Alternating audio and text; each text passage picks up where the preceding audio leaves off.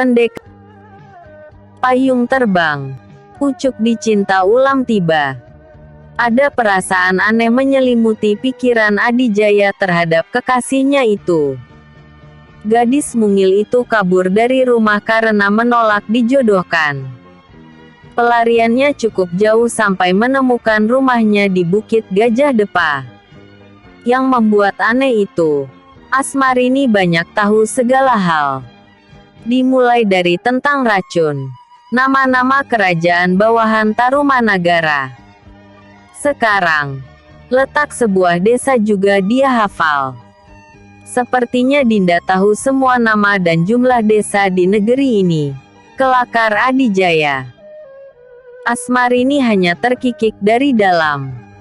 Aku harus lebih banyak belajar dari Dinda. Kakang suka merendah.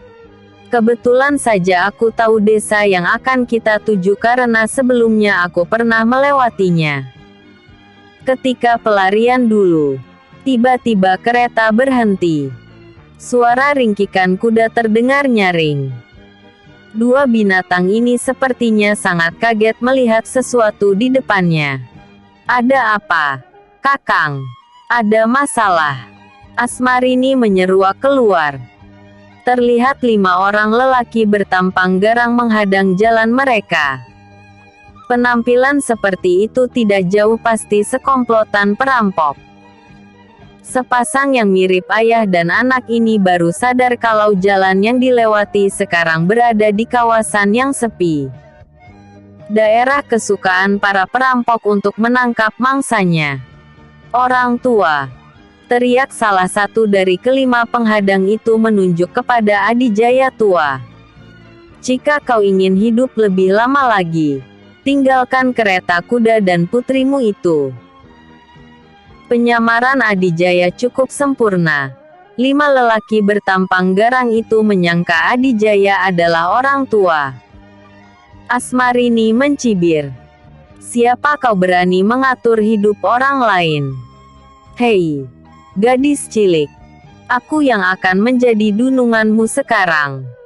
Lalu terdengar gelak tawa menggelegar dari kelima orang itu. Tawa pongah seolah mereka bisa mengatur hidup seseorang semudah membalikan telapak tangan. Memangnya kalian mampu? Ejek Asmarini. Punya nyali juga kau? Belum selesai ucapannya kelima orang ini dikejutkan oleh si gadis yang sudah berkelebat sambil mengirimkan tendangan. Kelima lelaki bertampang garang mengambil langkah mundur untuk menghindar. Serangan gertakan Asmarini hanya mengenai ruang kosong. Tapi gadis lincah ini dengan gesit sudah melepas serangan susulan. Gerakannya sangat cepat. Dalam sekejap 5 serangan terkirim ke lawannya. Kelima orang ini tidak menyangka gadis mungil ini begitu berani menghadapi sendirian. Segera saja mereka membentuk formasi jurus. Mengurung Asmarini dari 5 arah. Dari tempatnya Adijaya merasa khawatir kali ini si gadis menghadapi lawan yang sulit. Tapi kali ini jurus yang diperagakan Asmarini tampak berbeda dari sebelumnya. Kali ini Asmarini mengeluarkan jurus tarian walet. Jurus yang lebih hebat dari tarian Japati. Jurus ini juga ada 9 tingkat. Dan gadis ini sudah menguasai semuanya. Semua jurus dan ilmu ajaran Nyai Gandalaras sudah ia warisi. Makanya nenek itu juga segera mewariskan pedang bunga kepadanya. Asmarini cukup kesulitan membongkar pertahanan lawannya. Ini yang pertama kalinya menghadapi 5 orang sekaligus. Mungkin dibilang termasuk ceroboh karena hasratnya yang besar akan petualangan, sehingga selalu menganggap dia mampu menghadapinya. Namun, di sisi lain dia merasa tenang. Karena bila ia mendapat kesulitan, pasti Adijaya akan turun membantunya. Sudah 20 jurus berlalu, pertarungan tampak seimbang. Asmarini sudah mengeluarkan tingkat yang kelima. Sampai salah satu dari 5 lelaki bertampang garang itu melakukan serangan bok asterisngan dengan melempar senjata rahasia. Sring. Adijaya yang melihat kecurangan itu segera menyentilkan jari yang sudah diisi tenaga dalam. Seperti menyentilkan sebuah kerikil. Padahal itu tenaga dalam yang dipadatkan seperti kerikil. Tring. Sentilan itu tepat menghantam senjata rahasia yang meluncur hampir mengenai Asmarini. Senjata rahasia yang berupa paku itu terpental entah kemana. Asmarini terkejut mendapat serangan curang walau selamat. Dia mendengkus kesal. Amarahnya tersulut. Segera dia cabut pedang bunga. Sring. Seketika aroma harum pekat menebar. 5 lelaki bertampang garang tersurut beberapa langkah. Aroma wangi yang pekat membuat kepala pusing. Segera saja mereka atur napas dan alirkan hawa sakti untuk melawan aroma harum itu. Mereka saling pandang melihat pedang yang berkilauan tertimpa cahaya matahari. Sring. Serentak mereka juga mengeluarkan senjata. Sebuah parang besar tergenggam di tangan masing-masing. Mereka siap menyerang dengan jurus barunya. Namun, belum sempat mereka bergerak, tiba-tiba dari arah belakang kereta berkelebat 6 sosok menghampiri mereka. 5 sosok mendarat mengurung 5 lelaki bersenjata parang. 1 sosok berdiri di samping Asmarini. Seorang pemuda rupawan yang mengenakan pakaian keprajuritan. Tampak tinggi dan gagah. Sebilah pedang menggantung di pinggang. Biar kami yang mengurusnya, Nisanak. Katanya pelan dan sopan dengan sedikit senyum. Sejenak si gadis lupa senyuman Adijaya.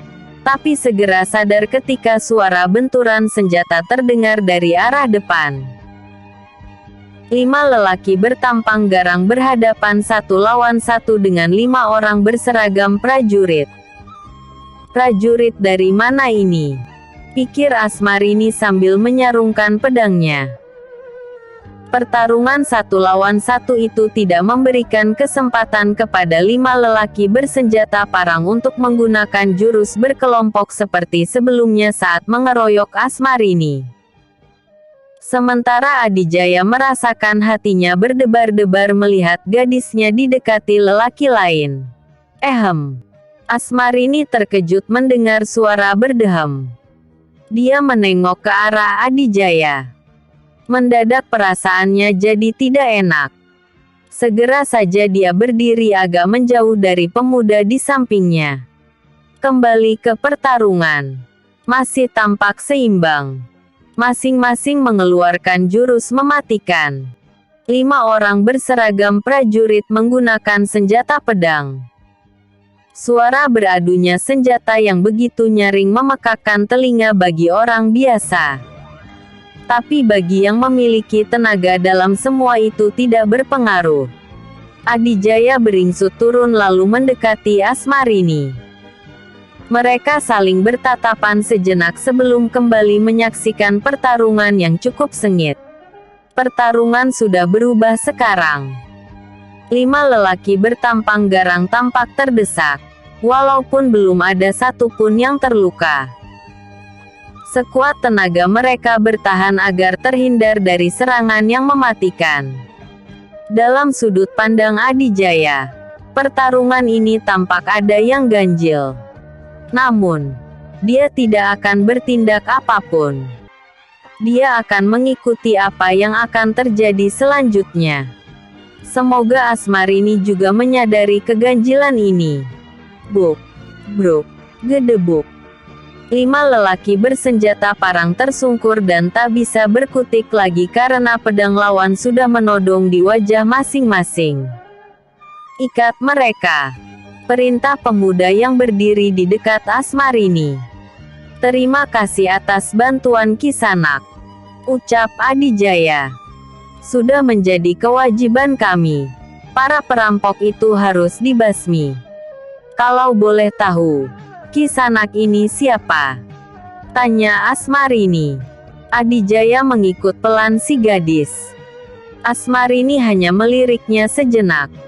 Perkenalkan, saya Senapati Sutawingit dari Kerajaan Purwasedana. Adijaya dan Asmarini sempat kaget mendengarnya. Tapi mereka cepat menguasai diri. Pucuk dicinta ulam pun tiba.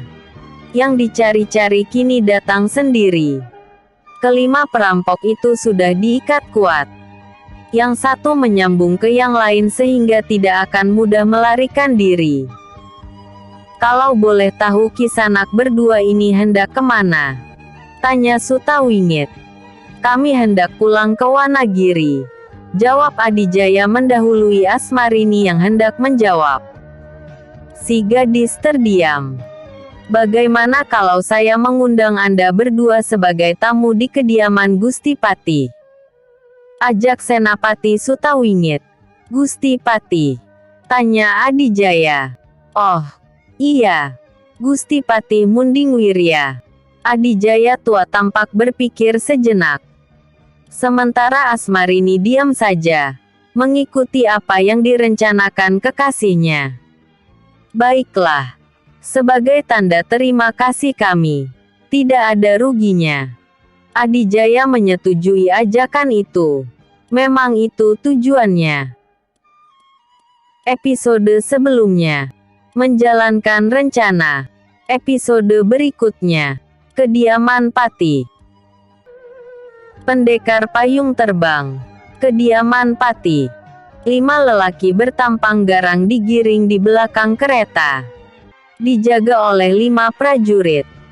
Sementara Senapati Sutawingit duduk bersama Adijaya tua di tempat kusir dan Asmarini duduk di dalam. Pintu kereta dibiarkan terbuka sehingga yang di depan bisa leluasa melihat ke dalam.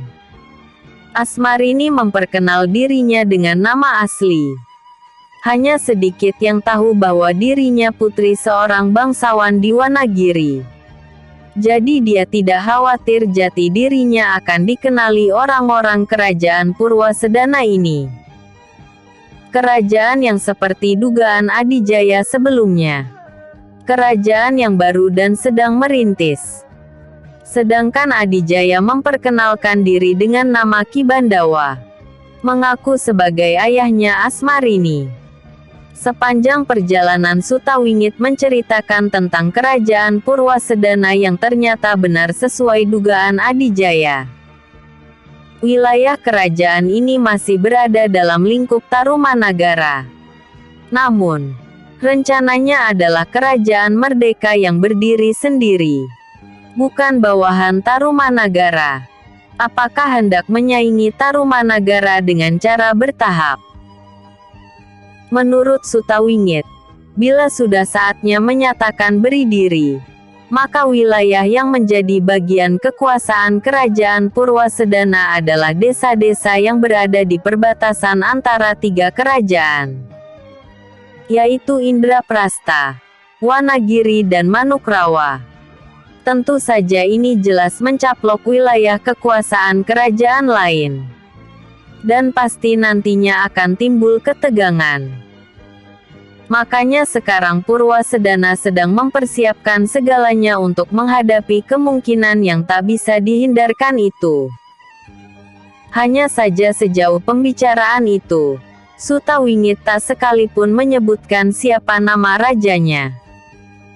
Dalam kesempatan itu Sutawingit menawarkan agar Adijaya bergabung dengan kerajaan baru itu. Dia menjanjikan suatu jabatan jika mau bergabung. Bukan tanpa alasan Senapati itu merayu Adijaya. Dia sudah menyelidiki. Dengan menaiki kereta kuda sebesar ini pasti Ki Bandawa bukan orang biasa. Setidaknya seorang saudagar kaya. Tawaran yang menarik, ujar Ki Bandawa alias Adijaya tua. Aku tidak pernah tahu rasanya jadi seorang pejabat istana. Ini sebuah kesempatan besar, Tuan, sahut Sutawingit. Dia melirik ke arah Asmarini. Sudah berkali-kali pemuda ini melirik si gadis.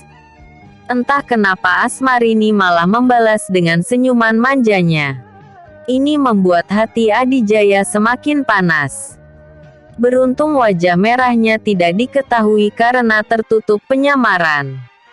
Aku akan memikirkannya sambil jalan, ujar Ki Bandawa tanpa menoleh lagi. Pandangannya lurus ke depan seolah tak ingin lagi melihat mereka lirik-lirikan. Dia menahan perasaannya. Apa Dinda tak mengerti perasaanku? Keluhnya dalam hati. Tuan tidak perlu lagi bekerja keras. Dengan jadi pejabat, pekerjaan Tuan akan lebih ringan. Pokoknya lebih banyak enaknya, bujuk Sutawingit. Ki Bandawa sepertinya sudah tidak mendengar lagi. Perasaannya tak karuan.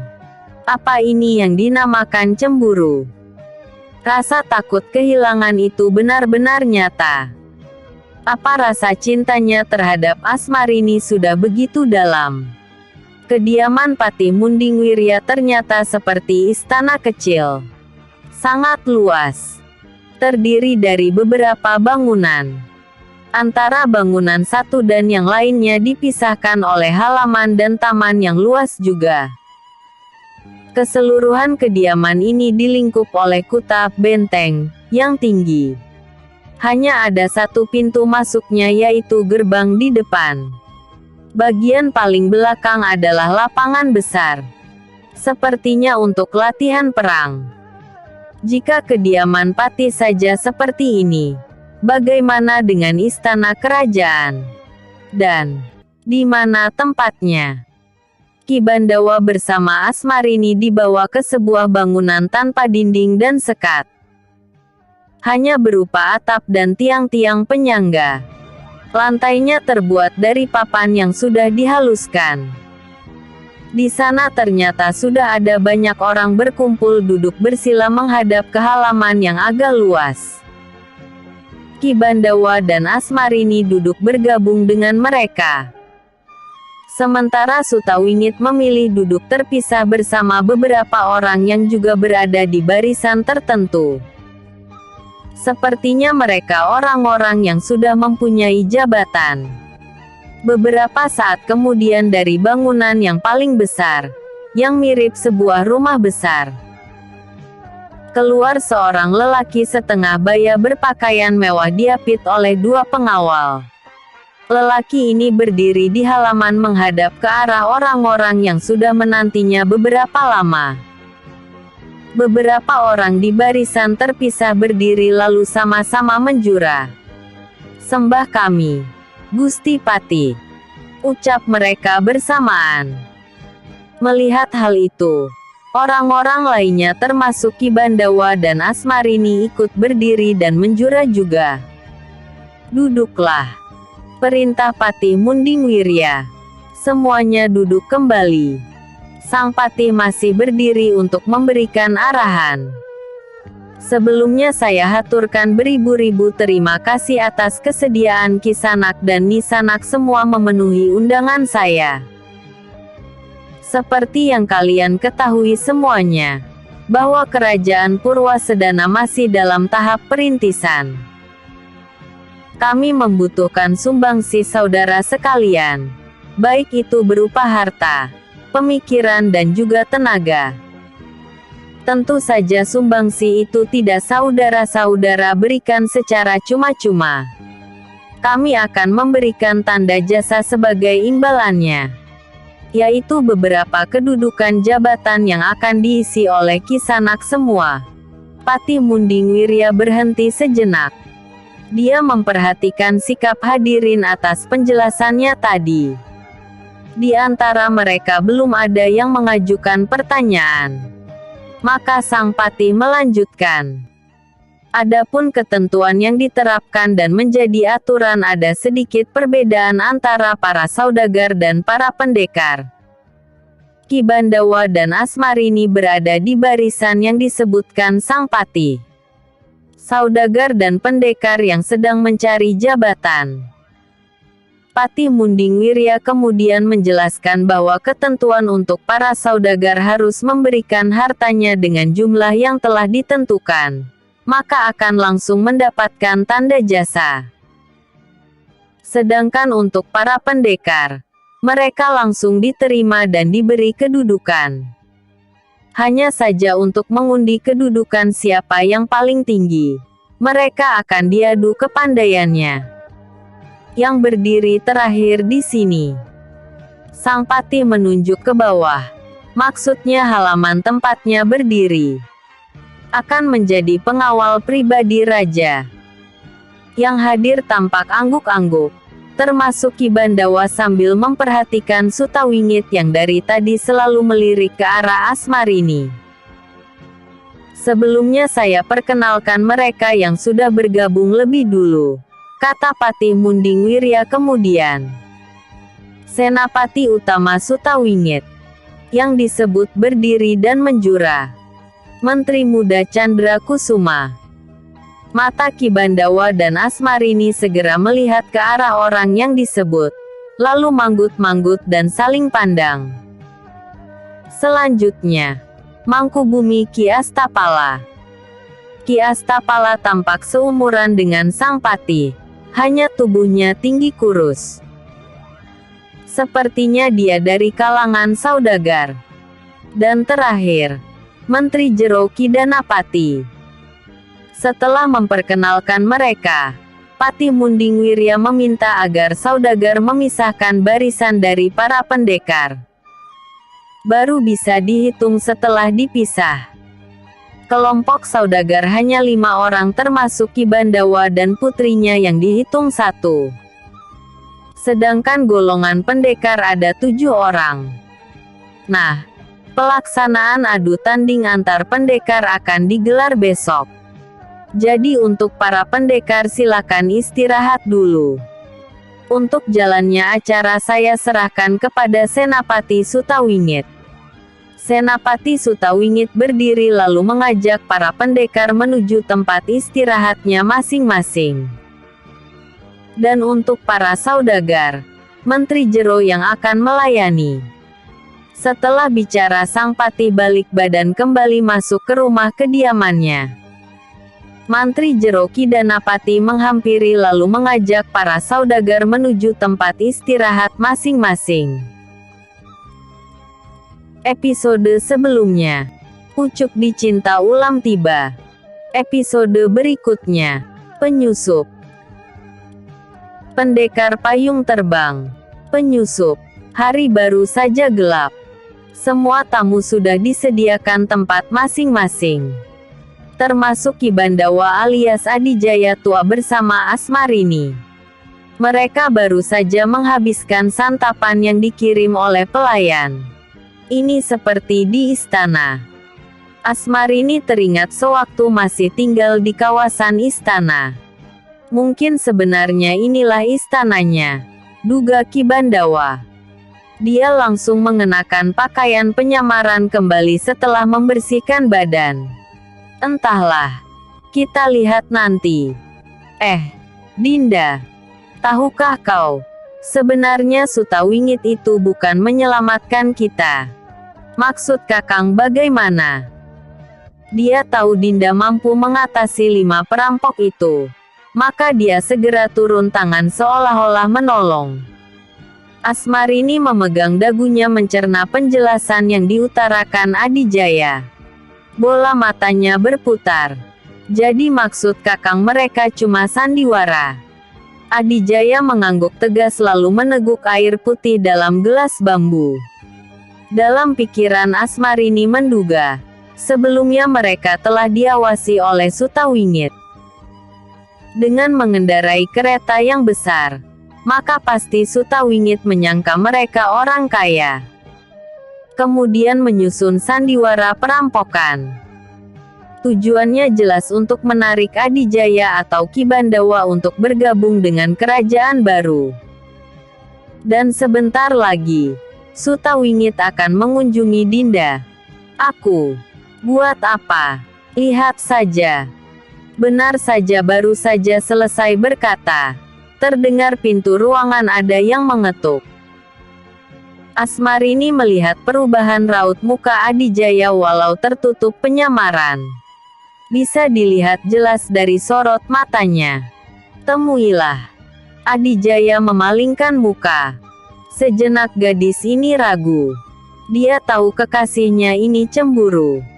Dia jadi merasa tak enak hati. Tapi bagaimana kalau tidak ditemui? Nanti akan dianggap tamu yang tak sopan. Tapi Kakang harus percaya. Cintaku hanya untukmu. Kap. Asmarini mencium pipi Adijaya tua sebelum bergegas ke ruang depan. Ruang yang mereka tempati seperti rumah kecil.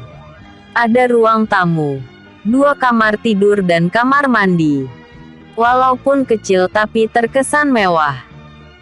Benar juga yang datang berkunjung sesuai dugaan Adijaya. Sutawingit. Selamat malam Asmarini. Sapa Sutawingit tersenyum penuh kesopanan. Tapi tetap saja dia tak bisa menyembunyikan tatapan rasa sukanya. Silakan masuk Gusti Senapati. Ah, tidak perlu sungkan. Panggil saja Suta. Aku datang berkunjung sebagai orang biasa.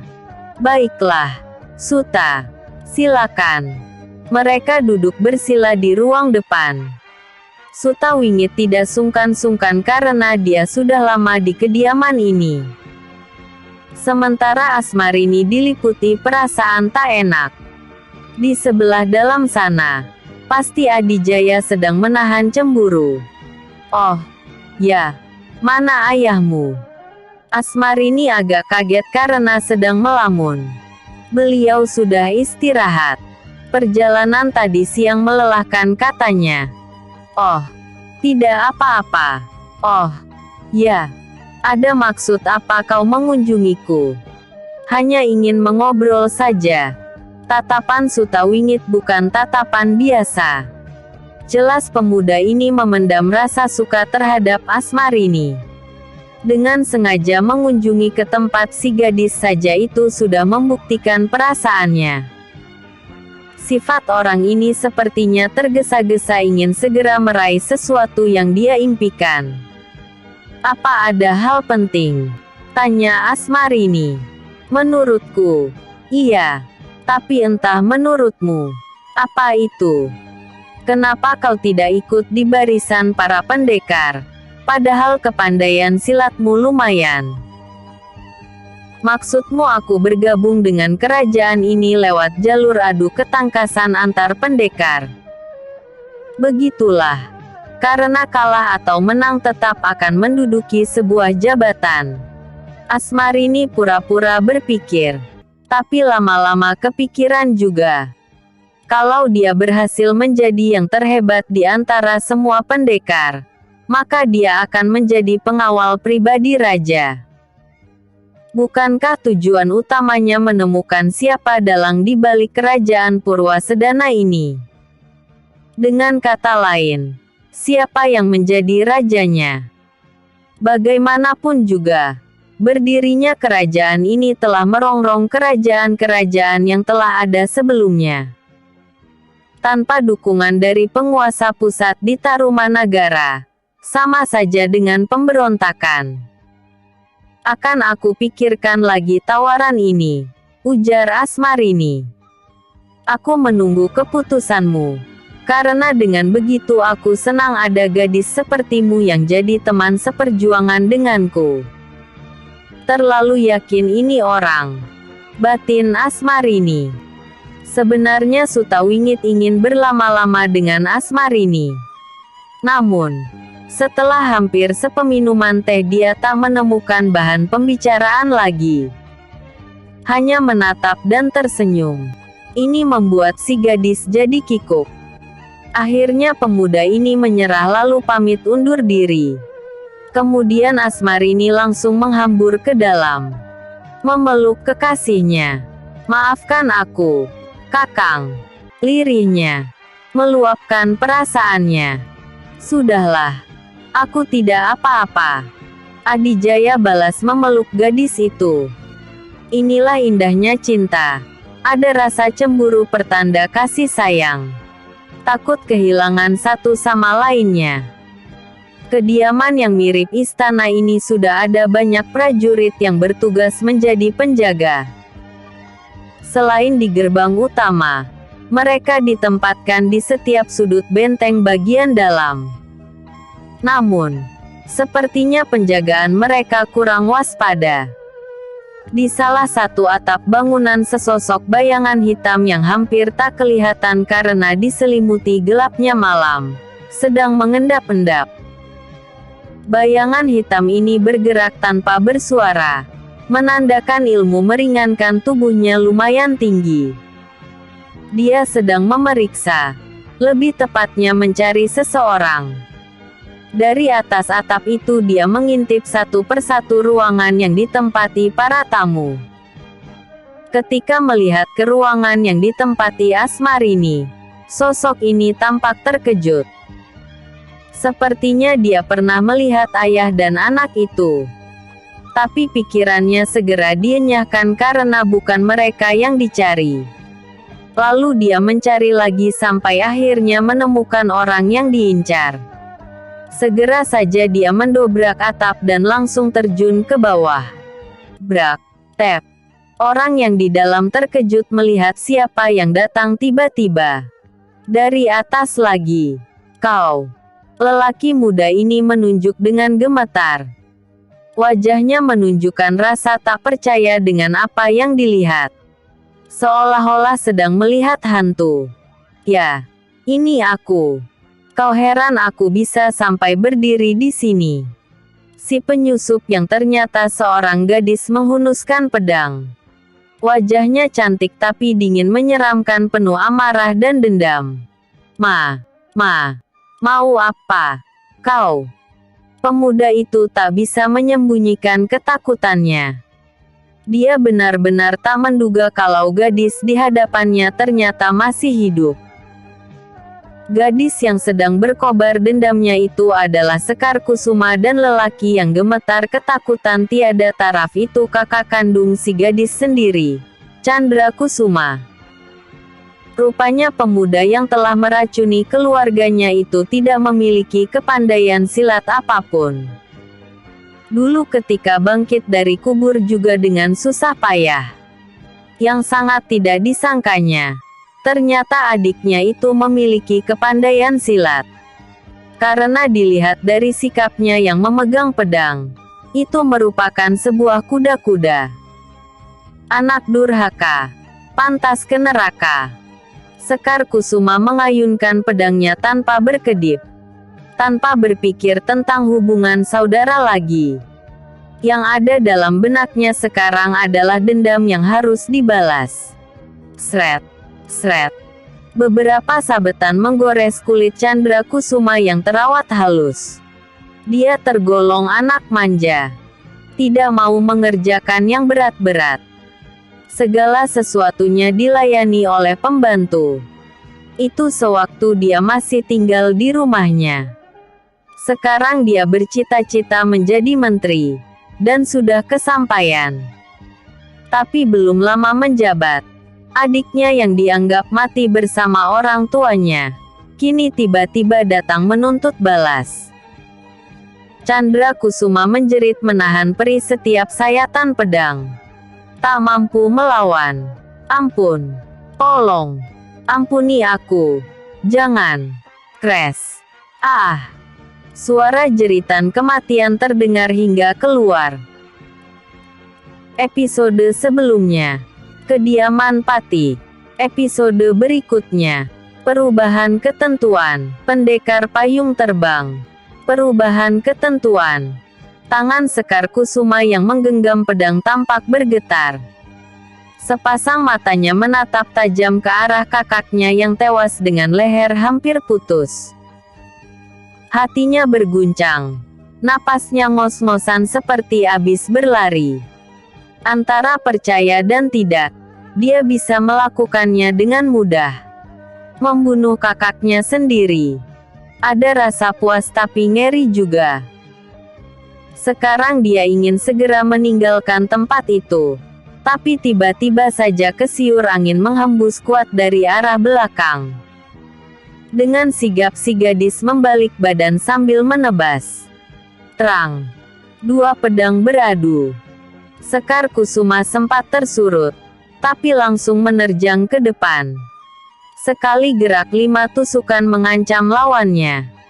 Dia harus menyingkirkan lawannya dulu supaya bisa kabur.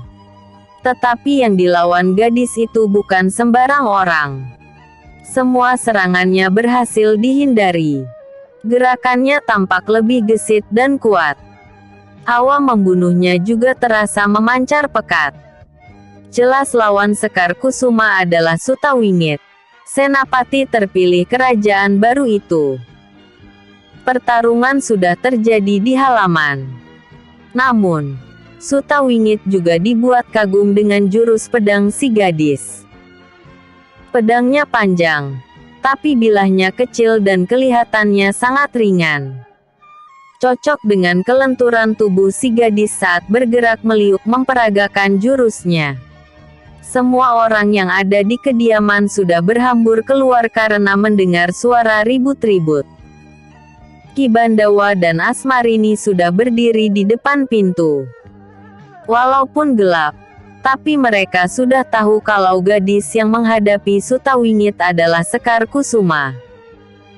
Mereka pernah melihatnya di sebuah kedai bersama seorang kakek-kakek yang kemungkinan gurunya. Yang mereka lihat sang senapati sedang menghadapi penyusup. Seorang gadis yang anehnya secara terang-terangan memperlihatkan wajahnya. Melapor, "Gusti." Seorang prajurit menjura di depan Patih Munding Wirya. Sang patih hanya mendongakkan kepala. "Gusti Menteri Muda, tewas." "Pelakunya dia."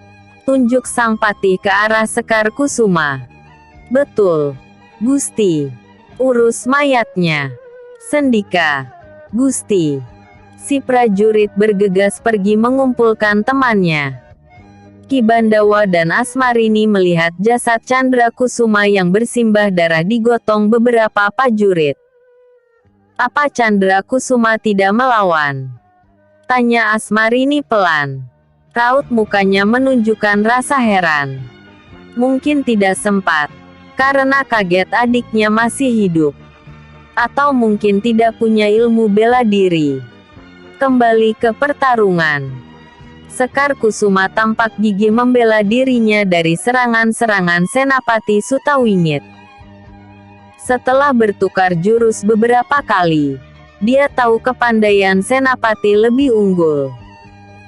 Si gadis putri Brata Kusuma ini hanya ingin selamat saja.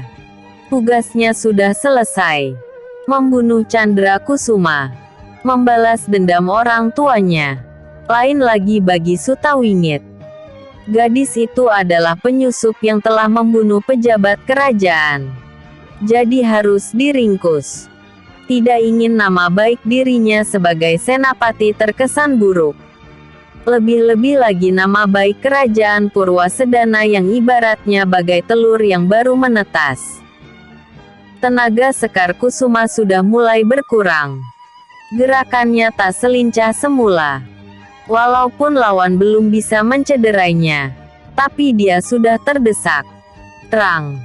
Benturan senjata membuat tenaganya semakin terkuras. Yang dilakukan sekarang hanya menangkis dan menangkis. Justru ini malah semakin membuatnya terpepet dan gerakannya terasa berat walaupun pedangnya sangat ringan. Terang. Tangkisan terakhir membuat badannya terlempar ke belakang karena tenaga lawan bagai 10 kali lipat dari kekuatannya. Genggaman tangannya tak kuat lagi menahan getaran akibat beradunya senjata sehingga pedangnya terlepas dan jatuh. Bruk. Sekar Kusuma terjatuh. Seluruh badannya terasa remuk. Napasnya sesak. Pandangannya buyar. Samar-samar dia melihat Senapati Sutawingit menodongkan pedangnya. "Tangkap dia!" perintah Sutawingit. 2 orang prajurit segera berlari menghampiri. Tapi belum juga keduanya menyentuh Sekar Kusuma, tiba-tiba tubuh mereka terhempas bagai diterpa badai. Bruk. Suta Wingit juga sampai tersurut mundur.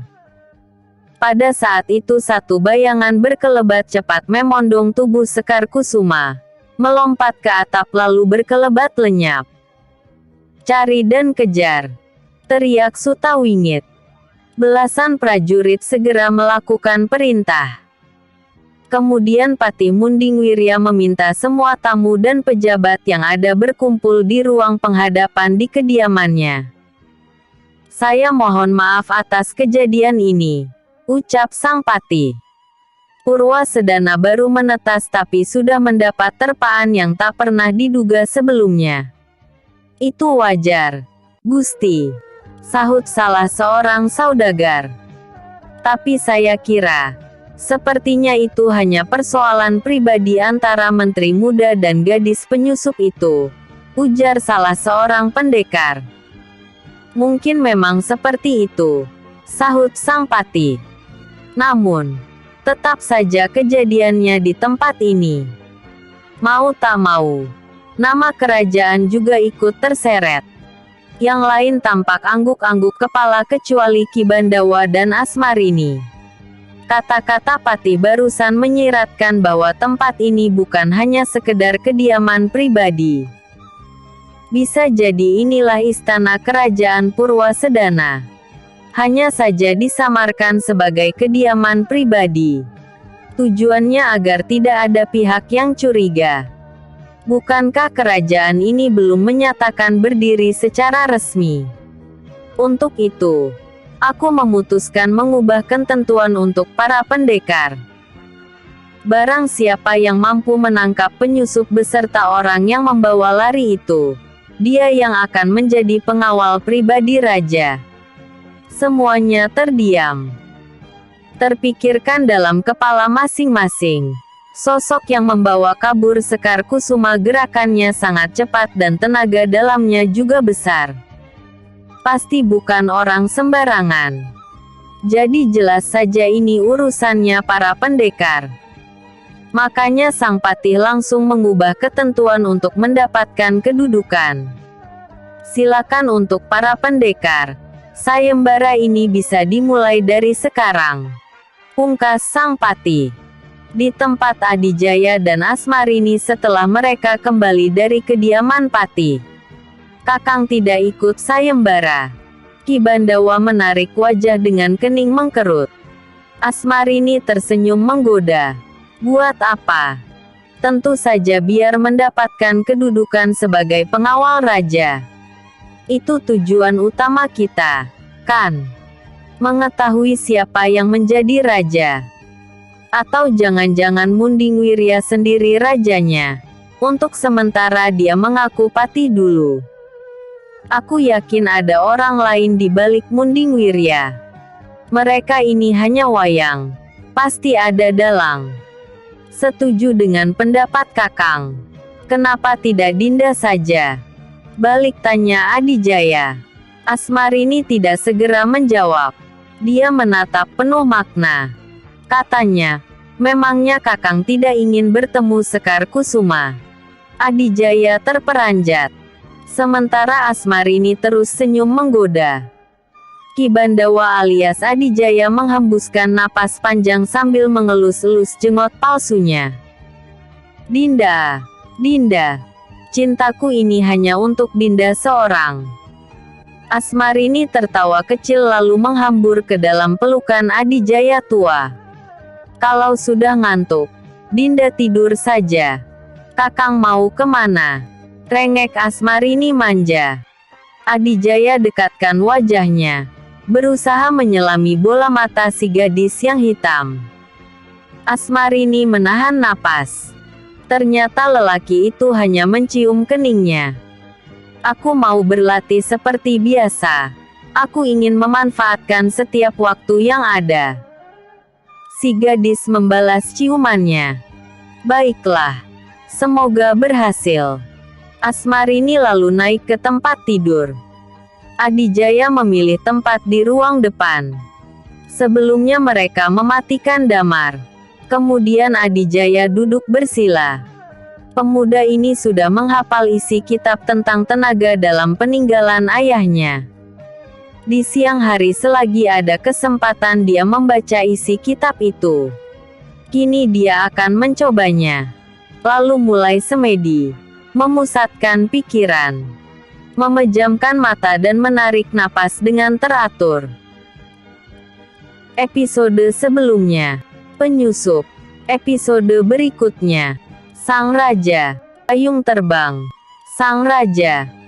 Keesokan harinya Menteri Jero dan Apati mengumpulkan para saudagar yang jumlahnya 5 orang. Bertempat di kediaman sang menteri sendiri. Hal ini membuat Adijaya semakin yakin bahwa tempat ini bukan cuma kediaman Pati, tapi merupakan istana kerajaan. Mungkin bila sudah saatnya, tempat ini akan diperluas. 5 orang kaya atau saudagar rata-rata sudah berumur di atas 50-an tahun. Kecuali Adijaya karena penampilannya hanya samaran.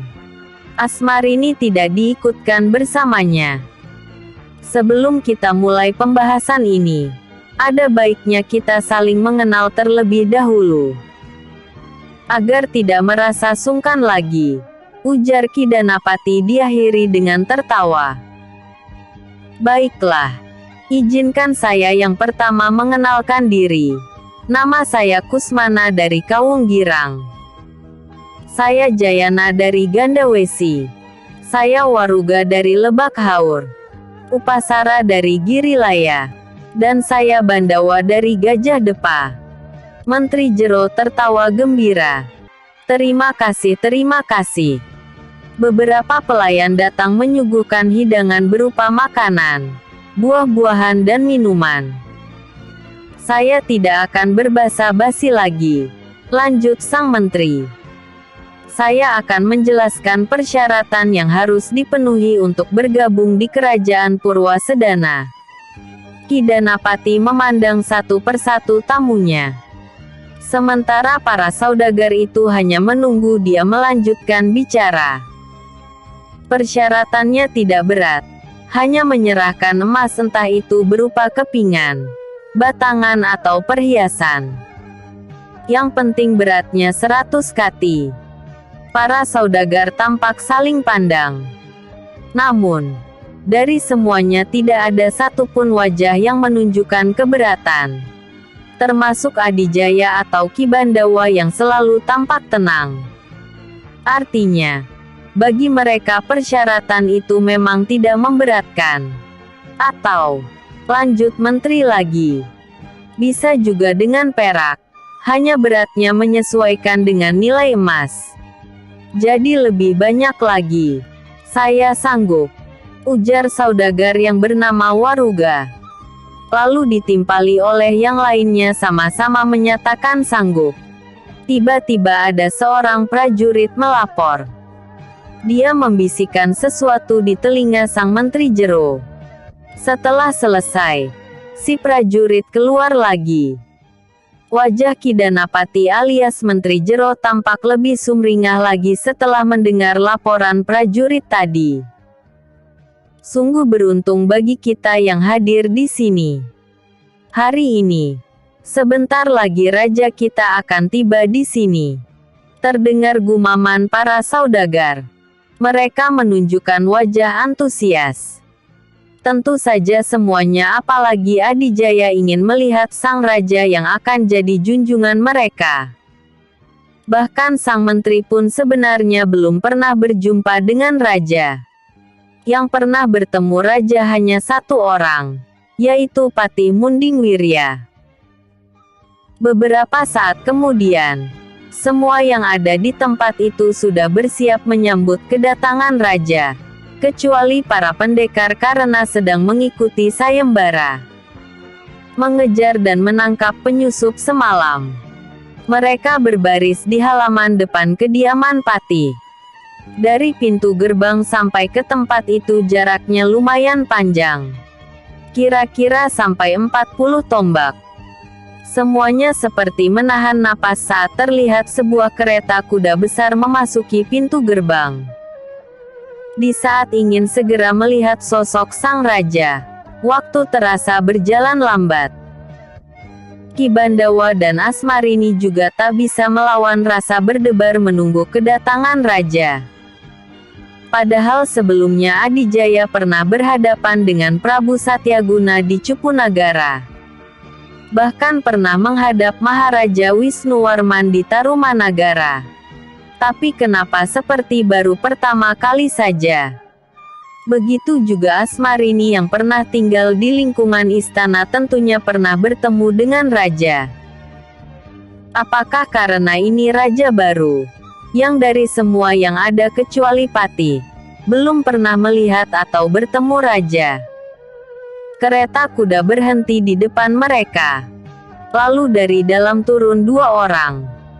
Yang pertama seorang pemuda berparas tampan yang di kepalanya terdapat mahkota. Pakaian dengan pernak-pernik dan hiasan raja. Semua menyangka pasti dialah rajanya. Rupanya masih muda, mungkin seumuran dengan Adijaya. Asmarini tak dapat menyembunyikan kekagumannya. Melihat raja yang masih muda dan gagah. Kemudian yang kedua adalah seorang resi. Orang yang membuat Adijaya terkejut bukan main. Orang yang selalu dia sangka dan duga. Orang yang telah membuatnya terjerumus dalam malapetaka. Orang yang menjadi buruan utamanya. Melihat orang ini, setumpuk dendam yang terpendam seketika mencuat ke permukaan. Tapi Adijaya harus menahan gejolaknya. Harus mencari alasan supaya bisa menempurnya. Asmarini melihat perubahan muka kekasihnya. Tapi dia menahan diri agar tidak bertanya. Karena saat itu sang raja dan resi memasuki kediaman menteri. Di dalam sudah tersedia singgasana kecil. Sang raja langsung duduk di sana. Sedangkan sang resi berdiri di sampingnya. Seperti sudah ada yang mengatur, yang sudah menjadi pejabat duduk bersila di barisan sebelah kanan. Dan di barisan sebelah kiri untuk para tamu. Patih Munding Wirya berdiri, menjura ke arah raja dan resi. Lalu menghadap ke para hadirin. Saya perkenalkan, inilah junjungan kita semua. Raja Purwasedana, Prabu Hanggarasa.